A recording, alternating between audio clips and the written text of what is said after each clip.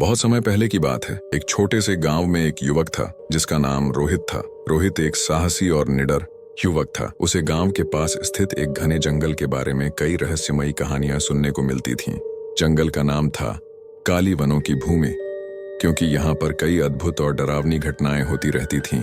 गांव के लोग इस जंगल में जाने से बहुत डरते थे, खासकर रात के समय। रोहित को इन कहानियों पर यकीन नहीं था और वह सच्चाई जानने के लिए उत्सुक था। एक दिन उसने फैसला किया कि वह इस जंगल में जाकर वहां के रहस्यों का पता लगाएगा। उसने अपने कुछ दोस्तों को भी इस साहसिक यात्रा के लिए राजी कर लिया। उन दोस्तों का नाम था अर्जुन, सीमा और रवि। रात का समय था और आसमान में चांदनी छिटक रही थी। चारों दोस्तों ने अपने जरूरी सामान पैक किया और काली वनों की भूमि की ओर निकल पड़े। जंगल में प्रवेश करते ही उन्हें एक अजीब सी ठंडक और डरावनी सन्नाटा महसूस होने लगा। जैसे जैसे वे आगे बढ़ते गए, जंगल और भी घना और डरावना होता गया। रास्ते में उन्हें एक पुरानी और टूटी फूटी झोपड़ी दिखाई दी। झोपड़ी के अंदर से हल्की सी रोशनी चमक रही थी। चारों दोस्तों ने सोचा कि शायद वहां कोई रहता है और वे झोपड़ी के अंदर चले गए। अंदर का दृश्य देखकर उनकी आंखें फटी की फटी रह गईं। झोपड़ी के अंदर एक वृद्ध महिला बैठी थी, जिसके चेहरे पर गहरी झुर्रियां थीं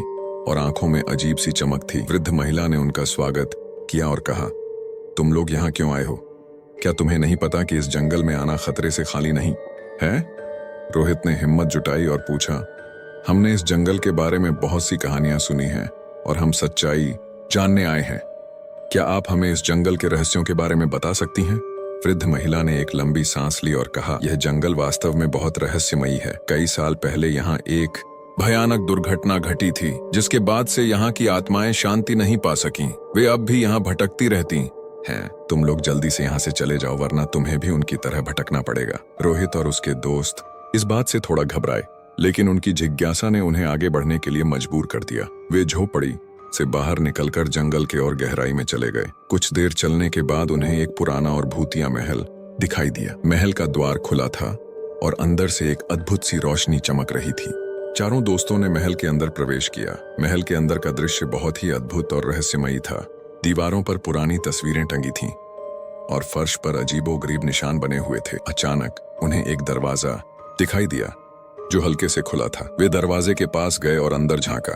अंदर का दृश्य देखकर उनकी सांसें थम गई। कमरे के अंदर कई आत्माएं भटक रही थीं, जिनके चेहरे डरावने और दर्द भरे थे। उन्होंने देखा कि एक आत्मा दूसरे आत्मा के पास जाकर कुछ कह रही है और फिर अचानक गायब हो जाती है। रोहित ने हिम्मत जुटाई और कमरे के अंदर कदम रखा। जैसे ही उन्होंने कमरे में प्रवेश किया, सभी आत्माएं अचानक उनकी ओर मुड़ गईं। उनके चेहरे और भी डरावने हो गए। अचानक एक आत्मा ने रोहित की ओर बढ़ते हुए कहा, तुम यहाँ क्या कर रहे हो? ये हमारी जगह है और हमें शांति नहीं मिल रही है। तुम लोग यहाँ से चले जाओ, वरना तुम्हें भी हमारे जैसा बनना पड़ेगा। रोहित ने डरते हुए कहा, हम यहाँ तुम्हारी मदद करने आए हैं। हम जानना चाहते हैं कि तुम्हारी आत्माएं क्यों भटक रही हैं और तुम्हें कैसे शांति मिल सकती है। आत्मा ने कुछ देर सोचा और फिर कहा, अगर तुम हमारी मदद करना चाहते हो तो तुम्हें उस आदमी को ढूंढ कर लाना होगा जिसने हमें इस हालत में छोड़ा है। रोहित ने पूछा, वह आदमी कौन है और कहाँ मिलेगा?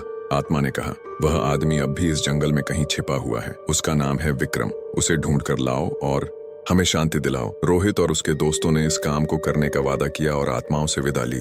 अब वे विक्रम की तलाश में निकल पड़े। जंगल के भीतर उन्हें कई खतरनाक जानवरों और अजीबोगरीब घटनाओं का सामना करना पड़ा, लेकिन उन्होंने हार नहीं मानी। अंत में उन्हें एक गुफा के पास विक्रम का पता चला। विक्रम एक बूढ़ा और खतरनाक व्यक्ति था, जिसे देखकर ही लोग डर जाते थे।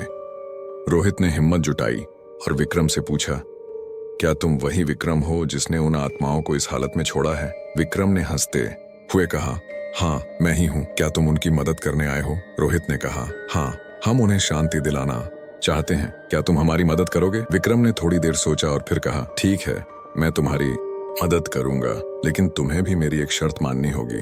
रोहित ने पूछा, क्या शर्त है?